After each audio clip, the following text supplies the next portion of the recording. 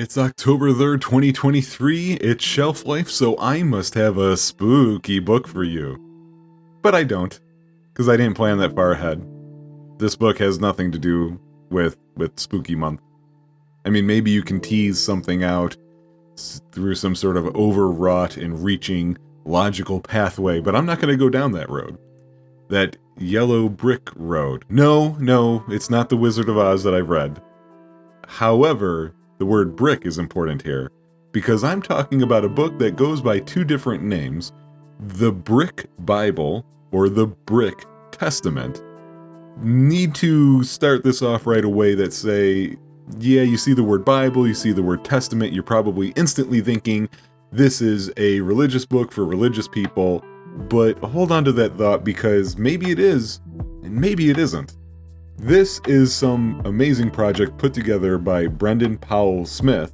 It is a religious book, it is based on the Bible, and it's from a project he started back in 2001, where he quite literally was trying to use Legos to construct the scenes from the Bible.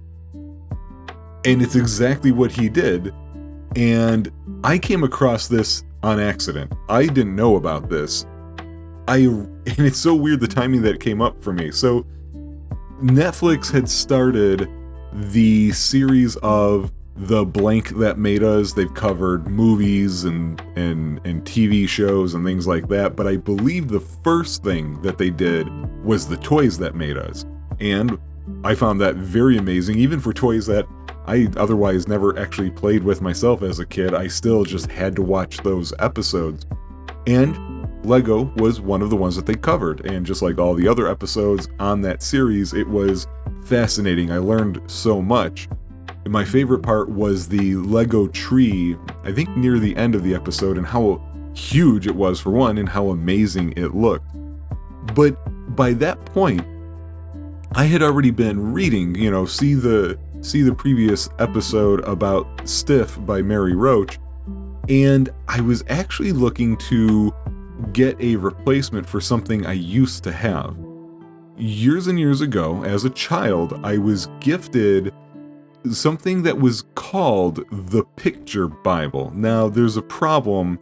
It turns out that name was never copyrighted or something, because there are a ton of different versions of this thing.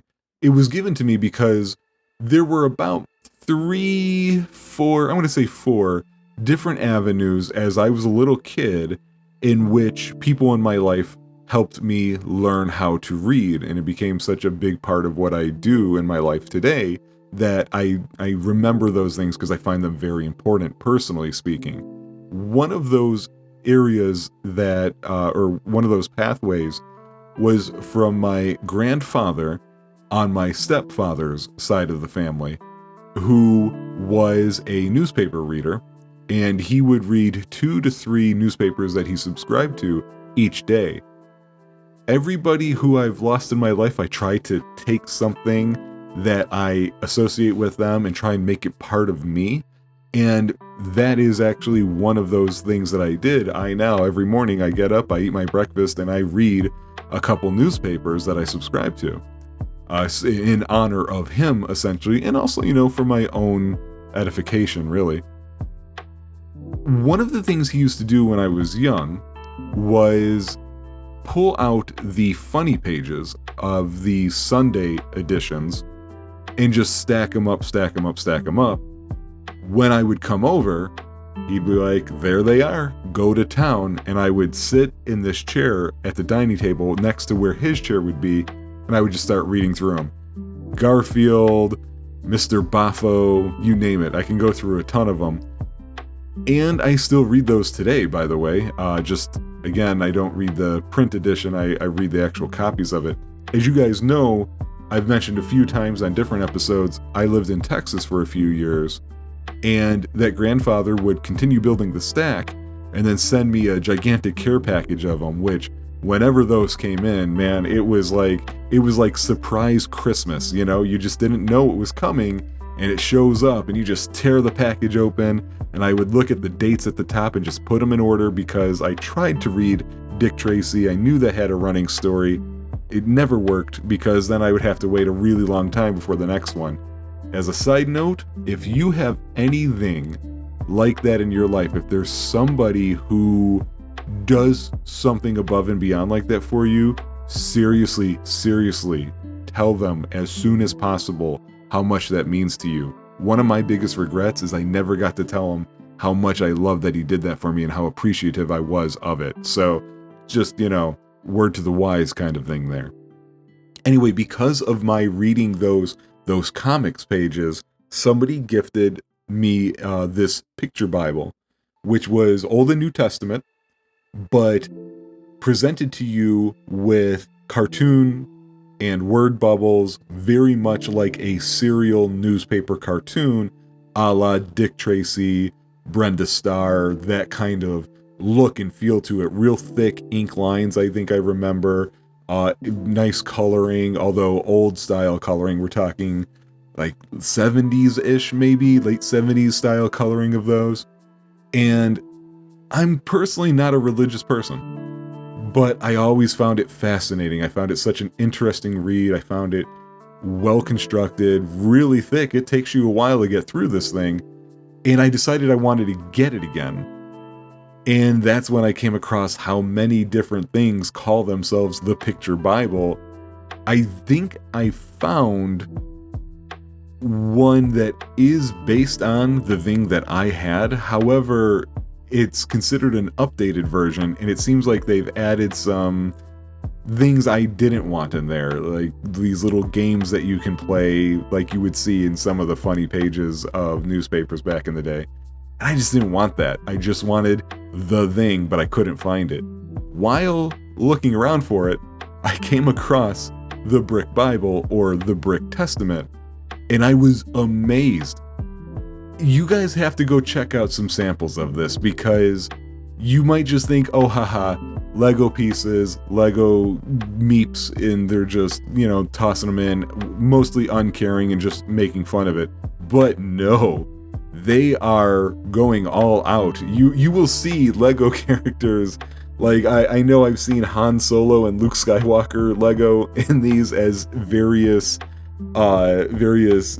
names and characters from the Bible, but they're static. And what I mean by that is, when you see Moses, that will be the Moses you see for all the parts that are Moses. Same thing for the Noahs and the Jacobs and the Ishmaels and so on and so forth. They keep to it, and they've done everything they could to actually separate each one of these into their individual identity rather than just tossing it together. This was actually done with a lot of care.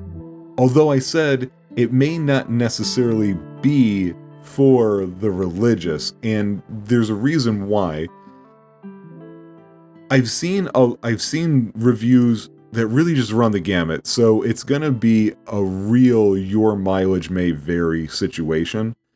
Some people who are religious love this. They think it's a great stepping stone into introducing to their kids, reading the Bible before they can actually read the Bible, because the words and the word structure is awkward for us today. Others who define themselves as religious find this book insulting. They don't like the fact that it was put together by a guy who also identified themselves as not very religious. I don't know if he identified himself as atheist or agnostic. I couldn't tell you.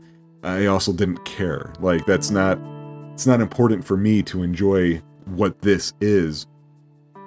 Should be mentioned though, how young of a person do you want to introduce this to is a little tricky. For one, just because it's Lego doesn't mean it's for kids, right? Adults love Lego too, and I actually feel like the people who will get the most enjoyment out of this are adults, especially those who have all those memories of playing with Lego and just seeing somebody take on this project and how much time they had to take, the intensity of it, the care that they did with it. There's a lot to appreciate there. But on the flip side, the reason why younger kids may not necessarily enjoy this part is because it is surprisingly graphic. And we're not just talking about the parts where somebody stabs somebody with a spear. No. We're also talking about pregnancy showing up in this. And you may be like, how do you do pregnancy with Legos? Well, this book will show you. They actually do it just fine. I didn't find any of it lacking in taste. I thought it was tastefully done. I also thought they were trying real hard to be like, these are the words, this is the experience, here you go. One of the reasons why, there's two reasons why I love this so much beyond just the simple idea of it. The book I have is the complete set. And it's just amazing. It's huge, it's hefty, it's glossy, and it's gorgeous. And I almost hate actually, well, I'll tell you guys the truth. I've barely looked through this, even though I've gone through it all. So what does that mean? It turns out you don't need the book, you don't have to pay to enjoy this. You can actually go to thebricktestament, all one word.com, and see all of the scenes on there. I wanted the book because I wanted to support them for doing this. I thought it was such a great idea. But I actually started reading it off of the website instead of from the book itself because this book is so beautiful and put together so amazing. I didn't want to take a chance of smudging these glossy pages or have a bad pull and rip on a page or anything like that, because with the aforementioned picture Bible, that's why I was looking for a new one. The binding was mostly fine, your normal wear and tear on it, but the pages, the glue had separated because how old it was, and pages are loose and other pages are getting there, right? So it's one of those things, but you get something amazing when you buy this book. It's not expensive too for the size that it is. How they sold it for so cheap. I think I paid like $35 for it. For any other book that looks like that, the nearest book I have of that quality is I do have Grey's Anatomy, not the television show, the real thing. The television show was based on this series of anatomical books, but that thing cost me hundreds of dollars. And this isn't that huge in that many pages, but it's also huger in many pages more than you would expect with your average book. I'm surprised I got it for less than 100, and I it's new. I didn't buy a used one. It's brand new. I bought it off of their website, I think. It is available on Amazon and other places like that if you want it as well. One of the other things, the third point that makes this such a important piece to me, is that there are a lot of movies or made-for-TV shows that have been put together that cover the stories of the Bible that don't cover the entire story from the Bible. You will get the whole story if you read the actual book, but the movies and so on are nice little jumping off points in many people's minds, like, here's what's in this book, here's what's talked about, here are these events, but a lot of pieces are taken out. We know Moses gets mad and breaks the tablets and he has to go up for a second draft. But what we don't know is about the time when he came back down and he decided to slaughter everybody who was not on his side. A thing he literally does. It's covered in here. How about Noah? I mentioned him earlier. We know he built the ark. 40 days, 40 nights. But what we don't seem to see a whole lot in the movies after that is when he started getting drunk a lot, and one of his sons saw him drunk and naked, and he decided the proper thing to do was to kill the son. So there's these other stories in the Bible, they don't get covered, they don't get focused on because, I don't know, maybe we find it weird with our sensibilities today, something like that. It's a little less positive of an inflection. This has those in there also. When you do read if you want to look into this and you read some reviews, just keep in mind we are talking about something religious here. So I find a lot of negative reviews that are like 1 stars and a lot of 5 stars, and both of which I feel like weren't actually reviewing the book.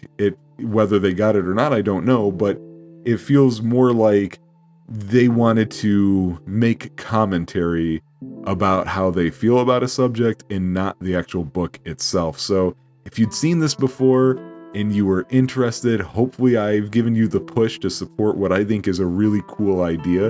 And again, this is one of the rare examples of, if you're not sure, you've got the whole thing for free just going to their website. Again, that website was thebricktestament, one word, .com, thebricktestament.com. Check it out. They're all right there. And there, it's even easier to go to the certain parts that you might want to go straight to.